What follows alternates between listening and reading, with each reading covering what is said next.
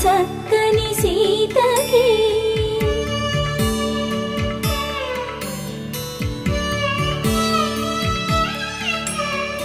ఎర్ర జాబిలి చేయి రాముడేడని అడుగుతుంటే చూడలేదని పెదవి చెప్పే చెప్పలేమని కనులు చెప్పే నల్ల పూసై